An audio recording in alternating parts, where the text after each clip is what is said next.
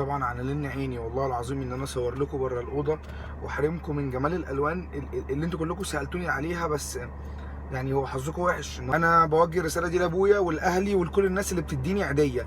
انت ولا ليك دعوه ولا بشكلي ولا بسني ولا بحجمي ولا بدقني ولا الكلام ده كله. مفيش حاجه اسمها انت كبرت على عيديه.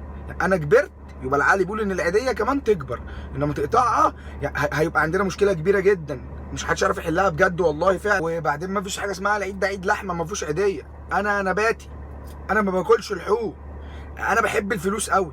بعدين في نقطه تاني، انا لما بنزل بوست عندي على الفيسبوك اكتب فيه كل عام وانتم بخير، انت قريته فانا كده قلت لك كل سنه وانت طيب. ما تجيش تقول لي مثلا انت ما كلمتنيش تقول لي لا انا كتبت على الفيسبوك، برضو ما تقوليش جمله انا غير الناس. ليه؟ ما هو انت ما بتطرش يعني، ما هو انا كتبت وقلت. وبعدين اليومين دول عايزين نزود من موضوع التفاؤل شويه، يعني هو الناس كلها مش حاسه بالعيد، فمش هاجي اقول لك انت مش حاسس بالعيد فتقول لي ده مفيش احساس بالعيد، الدنيا باظت، ما بقاش في بركه في الايام، القيامه قربت خلاص هنموت.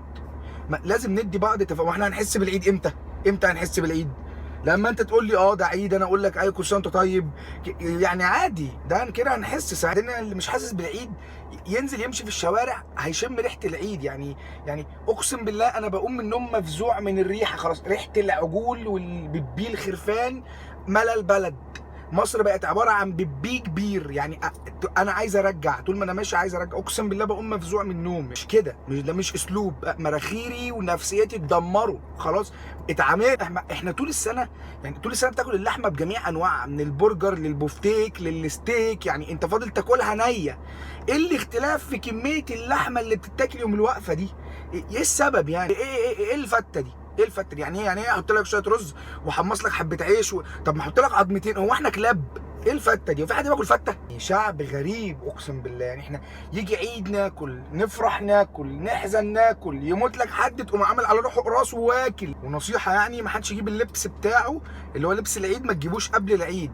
ليه؟ لان انت يعني مع اول يوم عيد بيعدي عليك وزنك بيزيد مثلا من 2 ل 14 كيلو، فخساره اللبس هيترمي.